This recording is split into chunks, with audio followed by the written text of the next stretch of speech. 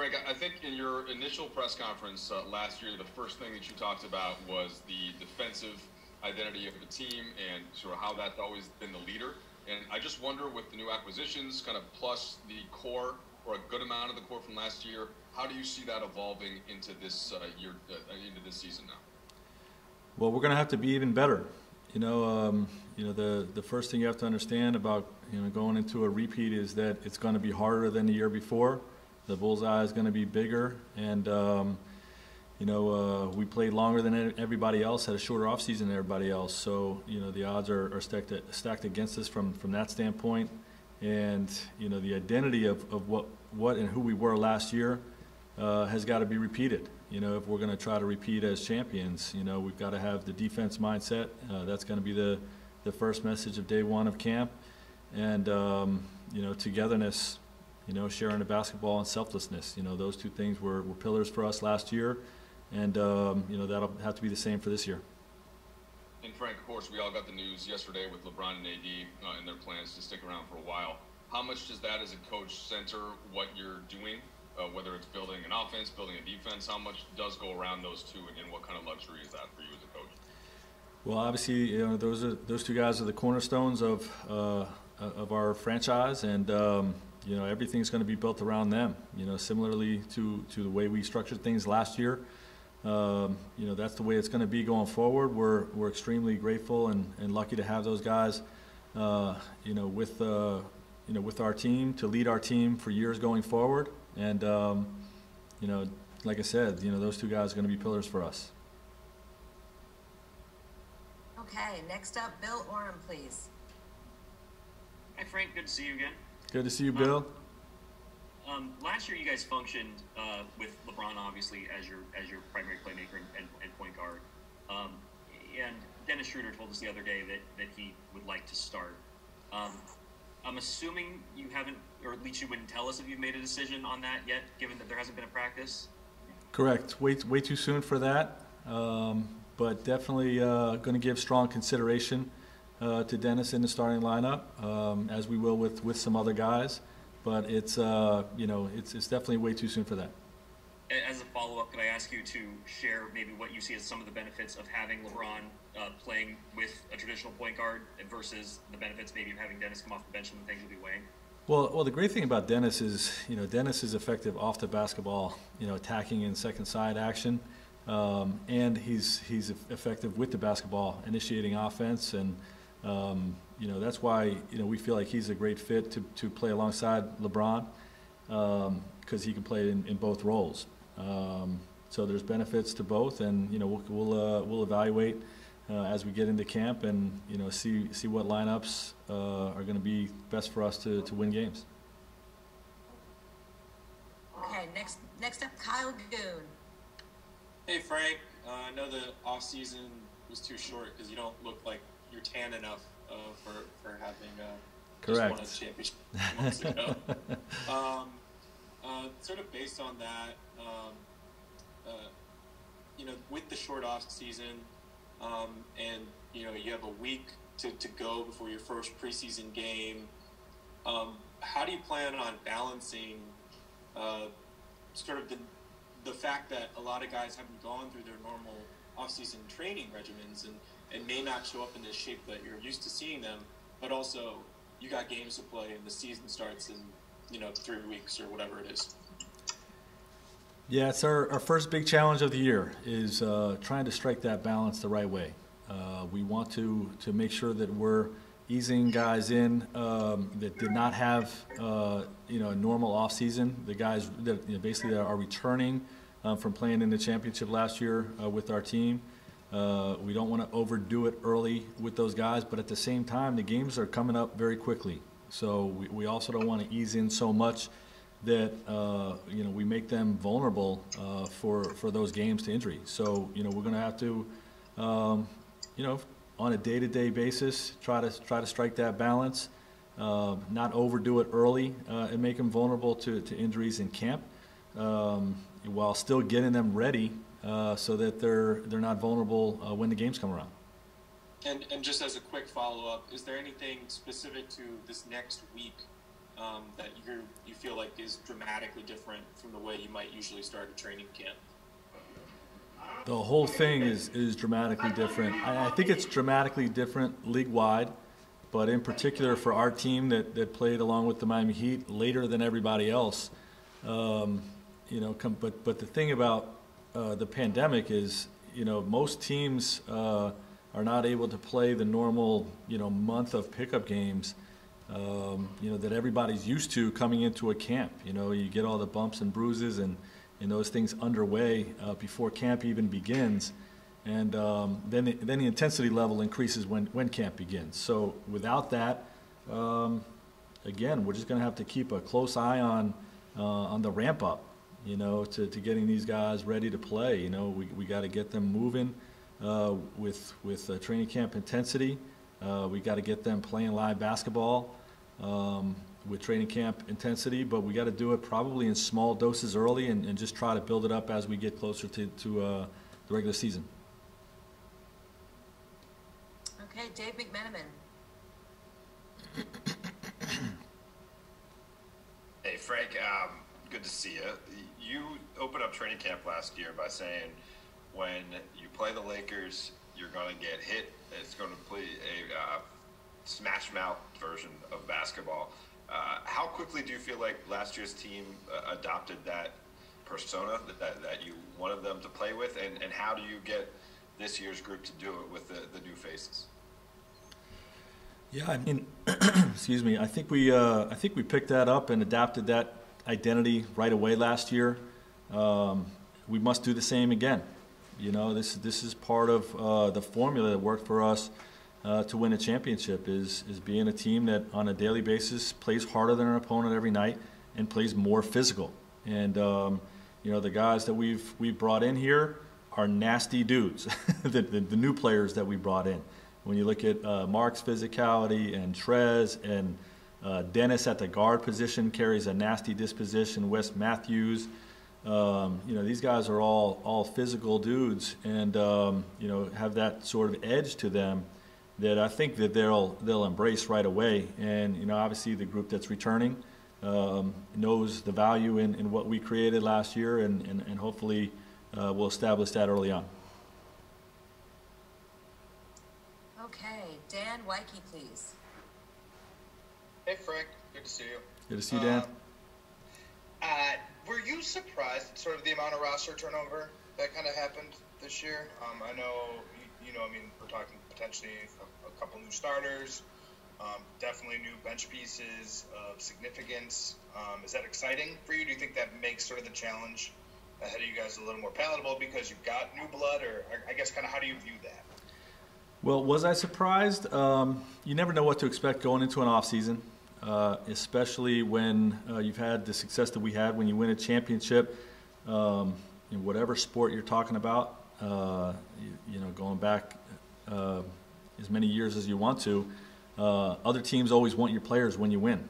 You know what I mean? So there's always a competition to keep your guys, your core guys around, and we knew that was going to play out. And you also have a situation when you win a championship and have an opportunity to win a championship again to have great players that want to come play for you. So these are always very, very extremely difficult decisions to make. And I think we made some changes, but largely have our core back. And I'm excited about that, and I'm excited about each guy that is coming in here to be a Laker. Brings something that has me very excited about how that's going to help this year's team be slightly different and hopefully even better than where we were last year. Frank, is it pretty safe to assume that we're not going to see a ton of LeBron in these 4 preseason games? Is that a safe bet? We'll see. Like I said, we don't want to underdo it, and then he's not ready to play in real games. But obviously don't want to overdo it as well. So I really don't know where that's going to land, but I would expect that we'll probably see him some, but not a ton. Enough for him to get ready for opening night. Thanks. Okay, next up, Mike Bresnan. Hey, Frank, good to see you again. It's been a little while. Kind of a similar question to what Bill was asking earlier about Schroeder, but at the center position. How do you kind of see that working out between who's going to start among the new guys, Montrez and Marc Gasol? And also, will AD still get some time late in the game, potentially at the 5? Yeah, all questions that I feel like are probably still a little bit too soon to answer. But I think both guys obviously are starter level players. You know, Mark having been a starter his whole career, Trez being a sixth man of the year type of role. You play starter minutes in the role that he's played in the past. You know, so both of those guys have that ability. But we also know that AD playing at the 5 with alongside Markieff Morris won us a championship last year. So you know, these are this is basically a lot of different ways we can go with this. We're going to see see how these guys fit alongside one another. You know, I think watching them play together and seeing how the combinations work, you know, is the biggest factor in these types of decisions, and we haven't seen any of that yet. Along with conversations with these guys and what roles, you know, they're going to be most comfortable in. You know, I really take pride as a head coach in making sure I hear the player, you know, whatever player you're dealing with and what role is important to them, and for me to try to create that role for them, because if they feel good about their role, they're going to run through a wall. So, you know, those conversations are still to be had, and, you know, obviously, the combinations of guys playing together in camp is still in front of us as well. So there's a lot of different ways we can go with that. Jim Hill. Do we have Jim? Yeah, hey, Coach, how are you? Good to see you, Jim. Yeah, congratulations. You just got through talking about a certain amount of nastiness in individual players. Are you saying that your team needs a little bit of nastiness to defend the championship? I do. I do think that we need that. And like I said, the bullseye is going to be bigger this year than it was last year. You know, and you know, our guys, like I said, played longer than everybody else did last year and have a shorter off season. So this is going to be a more difficult run for us than last year's season was, even though last year was very challenging as well. And, you know, I think the disposition, an edginess, chip on your shoulder, whatever phrases you want to use, are going to be necessary in competing and in the regular season and setting a tone for who we're going to be, you know, and what our identity is going to look like. One other thing, Coach, would you say the championship you just won was the most difficult in sports this year because of the bubble? You were gone so long, the pandemic, and all these things that were surrounding? You know, I think so, but you know, look, it's so difficult to win a championship in any environment, in any sport. You know, so you know, I don't want to pull away from what anybody else was able to accomplish. I know the set of circumstances and adversity that last year's team faced to win that championship, I think is unprecedented. You know, it really is when you just look at the totality of it, and it's really remarkable. You know, for our guys to have been able to persevere through that, and I couldn't be more prouder of them. Thanks, Coach, and good luck. Thank you. Thanks, Jim. Next up, Alan Sliwa. Hey, Coach. Just coming off a championship, and you know, obviously the off season that you guys had, adding some great additional pieces. How do you just make sure that the team isn't maybe overconfident? A lot of people are picking the Lakers to repeat. Do you lean on a lot of the vets? Can you kind of just walk through what your thought process is in that, knowing that the team's going to be heavy favorites? Yeah, you know, look, just having coached LeBron and Anthony for a year, they've got the right perspective on this. You know what I mean? And you know, they take nothing for granted.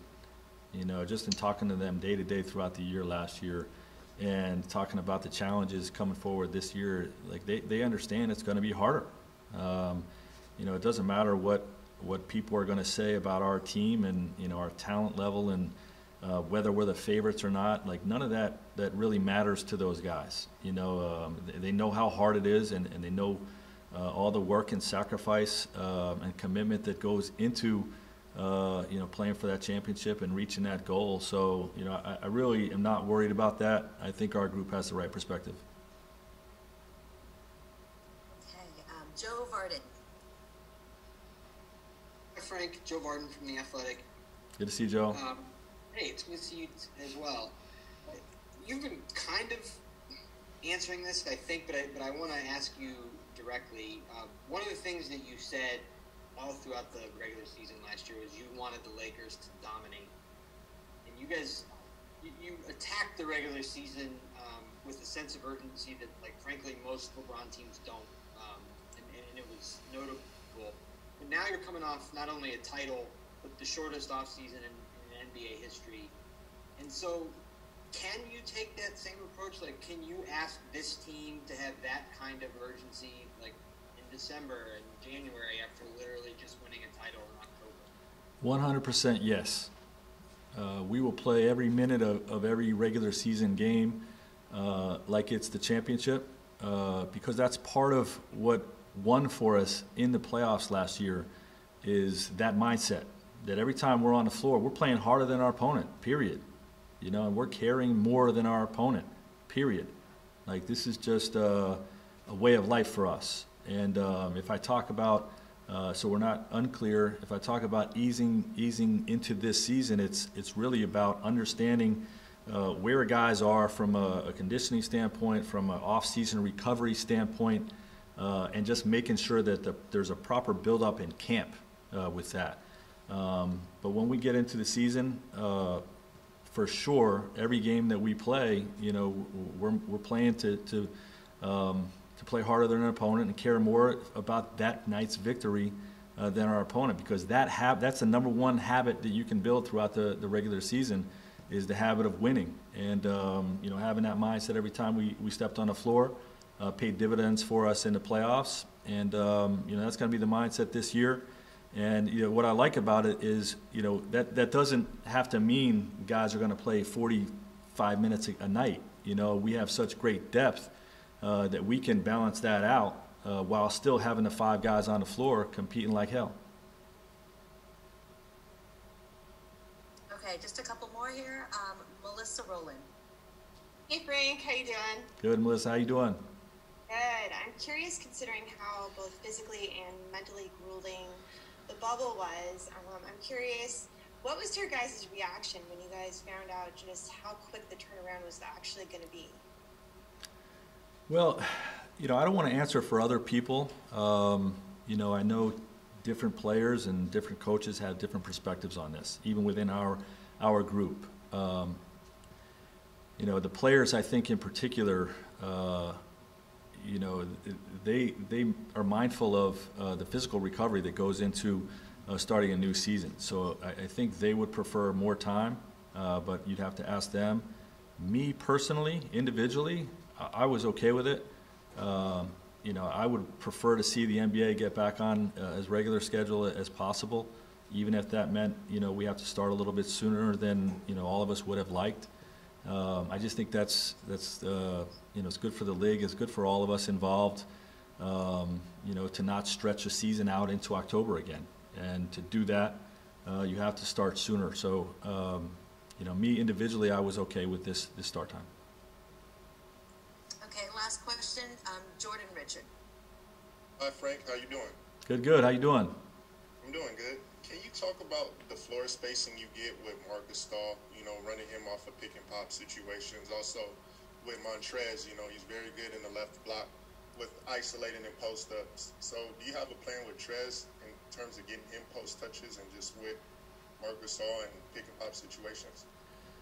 Yeah, for sure. We intend to use both of those guys in those ways. And, Mark's spacing, is not just about the pick and pop game. He brings a different dynamic to our team from a standpoint of having the defensive size that we had last year at the center position when we played JaVale and Dwight, but also having, a different approach. Both of those guys were rollers. We lose that aspect of that position. In terms of the lob threat, but Mark as a roller is a great passer. He's one of the best passers in the league at that position, And you know, his spacing at the 3-point line, whether it's, you know, running flow offense through him at the top of the key, whether he's feeding the post to LeBron and Anthony and drawing the center away from the basket, you know, or like you said, doing a pick and pop game, or spotting him up in the corner, top of the key when AD's rolling. All of those are different dynamics than we had last year. But I don't want to negate the fact that we're going to still have him rolling to the basket and having him either finish in or making passes inside out, which is one of his specialties. So, you know, he's going to bring a different dynamic for us there. And, you know, Trez is just a monster, man. Like, you put the ball in his hands on the low block or in the short roll game, similar to what we were talking about with Mark. You know, he's a beast finishing at the basket and making plays as well. So, you know, both of those guys, you know, are going to give us a huge lift, you know, in those situations. Okay, and I actually lied. I have one last question for Maximilian. Thank you. Hi, Coach. My name is Max. I'm with the German newswire DPA. I was wondering, the other day when Dennis Schroeder was talking to us, he was making it pretty clear that he sees himself as a starter for the Lakers. What's your take on that? And also, what do you like about him as a player? What makes him a good fit for the Lakers? Thank you. Yeah, I welcome you know, his input on that, and you know, obviously those things are going to play out through camp. He'll receive strong consideration for that. I do know that he's going to be one of our most important players and a big minutes player for us. You know, my impressions of him as a player is I love his edge, you know, that he plays with, the demeanor, the nasty competitor side of him. You know, is something that you hate playing against, but you love it when he's on your team. And, you know, I'm thrilled about it. You know, he's one of the fastest guys in the league. And we were a great fast-breaking team last year, so I think he's only going to add to what we do in that regard. I've always called him the speeding bullet, you know, when we played against him. Like, okay, what are we going to do about the speeding bullet? How are we going to slow him down? And I'm just thrilled to have him on our roster. There's probably very few coaches in the league that are bigger fans of his game than I am, and you know, just excited that we were able to have this trade happen and bring him into the Lakers purple and gold.